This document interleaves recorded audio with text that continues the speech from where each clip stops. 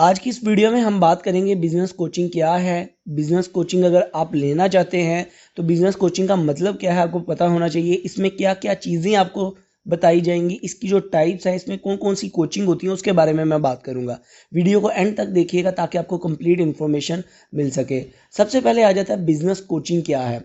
देखिए, business coaching के अंदर हमारे पास एक एक्सपर्ट होता है जो हमें इंडिविजुअली या हमारी जो टीम है उसको उसको इम्प्रूव करने की, उसकी परफॉर्मेंस को इम्प्रूव करने की कोशिश करता है। कैसे? वो हमें गाइडेंस देता है, उसका एक्सपीरियंस होता है, उसके पास नॉलेज होता है, उसके पास प्रॉपर एनालिसिस होती हैं, प्रॉपर चीज़ें होती हैं। उसने लॉट ऑफ बिजनेसेस को स्टडी किया होता है, बिजनेस मॉडल्स को स्टडी किया होता है, तरीकों को, डिफरेंट प्रोसेसेस को समझा होता है, जिससे वो अपनी वो सारी नॉलेज और वो सारी मेथड, वो सारी चीज़ें हमें बताता है, जिससे हम अपने गोल्स को अचीव कर सकते हैं। जो हम गलतियां करते हैं वो ठीक कर सकते हैं, अपनी परफॉर्मेंस को इम्प्रूव कर सकते हैं।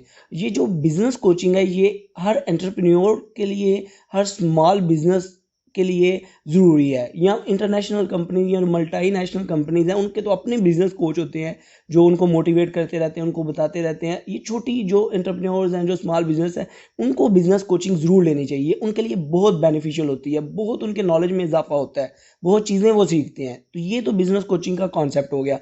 आगे बिजनेस कोचिंग की कुछ टाइप्स आ जाती हैं या कुछ मेथड्स हैं, कुछ चीज़ें हैं जो बिजनेस कोचिंग के अंदर इन्वॉल्व होती हैं। कौन कौन सी टाइप की कोचिंग हमें मिल जाती है इसके अंदर?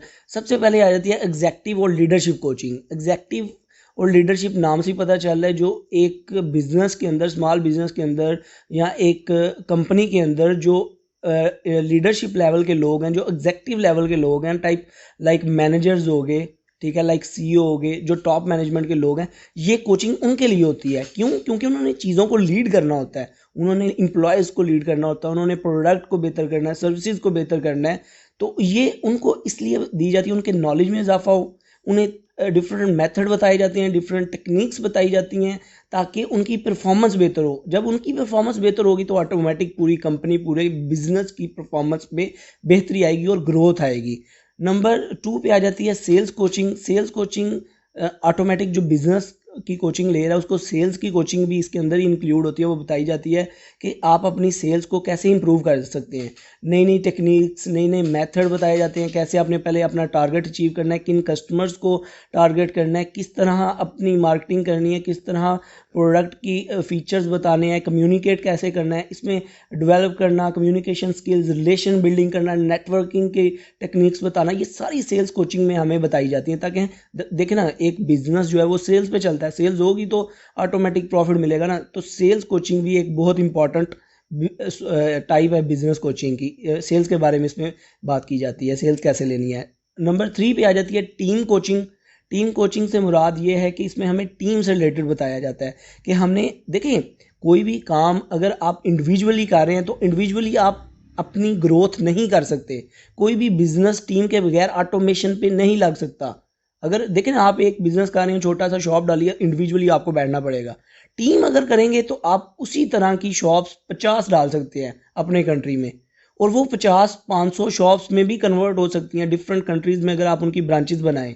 तो ये होता है टीम का बेनिफिट। तो इसलिए टीम कोचिंग भी बिजनेस कोचिंग के अंदर इन्वॉल्व होती है, जिसमें आपको बताते हैं कि अपने जो अपने इंप्लॉयज़ हैं उसको कैसे अपने साथ लॉयल करना है, वो आपको छोड़ के ना जाएं, आपके साथ फ्रॉड ना करें, उनकी परफॉर्मेंस बेहतर हो, वो ज़्यादा से ज़्यादा परफॉर्म करें इफेक्टिव और एफिशिएंसी के साथ।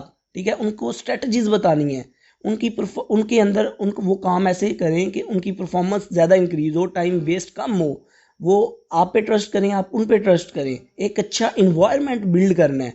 ये टीम कोचिंग में हमें बताया जाता है। ठीक है, नंबर 4 पे आ जाता है परफॉर्मेंस कोचिंग। परफॉर्मेंस कोचिंग नाम से ही पता चल रहा है कि ऐसी चीज़ें, ऐसी टेक्निक्स बताई जाएंगी अकाउंटिंग की, मार्केटिंग की, फाइनेंस की, सेल्स की, प्रोडक्ट की, सर्विसेज की, मैन्युफैक्चरिंग की, इसके अंदर, जिससे हमारी परफॉर्मेंस बेहतर हो, एम्प्लॉयज़ को मैनेजमेंट करने की। ये सारी टेक्निक, सारे मेथड, सारी बिजनेस मॉडल हमारे सामने रखे जाते हैं कोचिंग के अंदर। जो हमारा कोच होता है वो हमें बताता है, जिससे हमारी परफॉर्मेंस बहुत बेहतर होती है। परफॉर्मेंस बेहतर होगी, ग्रोथ होगी।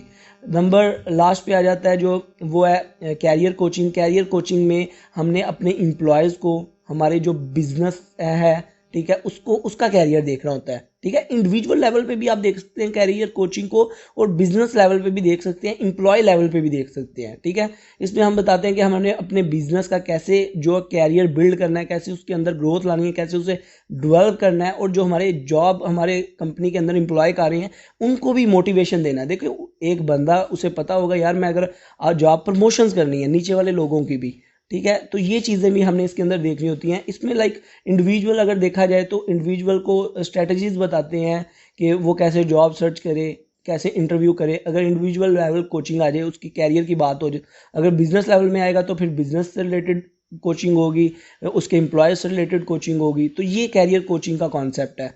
आई होप आपको बिजनेस कोचिंग क्या होती है, इसकी टाइप्स, और ये बिजनेस कोचिंग में हमें क्या बताया जाएगा, कैसे इसका मेथड क्या है, कॉन्सेप्ट क्लियर हो गया होगा। वीडियो अच्छी लगी हो तो सब्सक्राइब और लाइक करना मत भूलिएगा। Good bye.